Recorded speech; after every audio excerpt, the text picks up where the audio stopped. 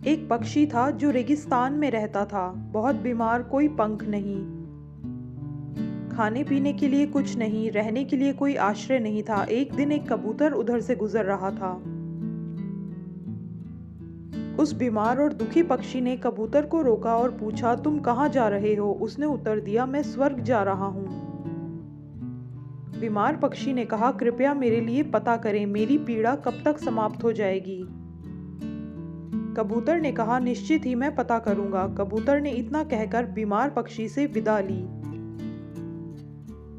कबूतर स्वर्ग पहुंचा और प्रवेश द्वार पर देवदूत को बीमार पक्षी का संदेश दिया।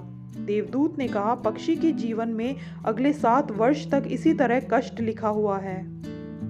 उसे ऐसे ही 7 वर्ष तक कष्ट भोगना पड़ेगा, तब तक उसके जीवन में कोई खुशी नहीं है। कबूतर ने कहा, जब बीमार पक्षी यह सुनेगा तो वह निराश हो जाएगा। क्या आप इसके लिए कोई उपाय बता सकते हैं?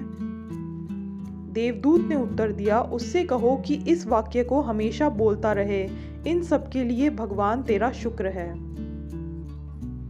वापसी पर जब यह बीमार पक्षी कबूतर से फिर मिला तो कबूतर ने उस स्वर्गदूत का संदेश दिया।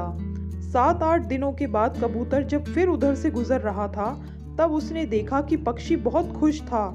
उसके शरीर पर पंख उग आए थे। उस रेगिस्तान इलाके में एक छोटा सा पौधा लगा हुआ था। वहां पानी का एक छोटा सा तालाब भी बना हुआ था। चिड़िया खुश होकर चहचहा रही थी। कबूतर चकित था। देवदूत ने कहा था कि अगले 7 वर्षों तक पक्षी के लिए कोई खुशी नहीं होगी। इस सवाल को ध्यान में रखते हुए कबूतर स्वर्ग के द्वार पर देवदूत से मिलने पहुंच गया। कबूतर ने देवदूत से अपने मन में उठते हुए सवालों का समाधान पूछा तो देवदूत ने उत्तर दिया, हाँ, यह सच है कि पक्षी की जिंदगी में 7 साल तक कोई खुशी नहीं लिखी थी, लेकिन क्योंकि पक्षी हर स्थिति में इन सब के लिए भगवान तेरा शुक्र है बोल रहा था और भगवान का शुक्र कर रहा था, इस कारण उसका जीवन बदल गया। जब पक्षी गर्म रेत पर गिर गया तो उसने कहा, इन सब के लिए भगवान तेरा शुक्र है। जब यह उड़ नहीं सकता था तो उसने कहा, इन सब के लिए भगवान तेरा शुक्र है। जब उसे प्यास लगी और आसपास पानी नहीं था तो उसने कहा, इन सब के लिए भगवान तेरा शुक्र है। जो भी स्थिति हो, पक्षी दोहराता रहा, इन सब के लिए भगवान तेरा शुक्र है, और इसलिए 7 साल 7 दिनों में समाप्त हो गए। जब मैंने ये कहानी सुनी तो मैंने अपने जीवन को महसूस करने, सोचने, स्वीकार करने और देखने के तरीके में एक जबरदस्त बदलाव महसूस किया। मैंने अपने जीवन में इसको अपना लिया। इन सब के लिए भगवान तेरा शुक्र है। इसने मुझे मेरे विचारों को मेरे जीवन में बदलाव लाने में मेरी मदद की।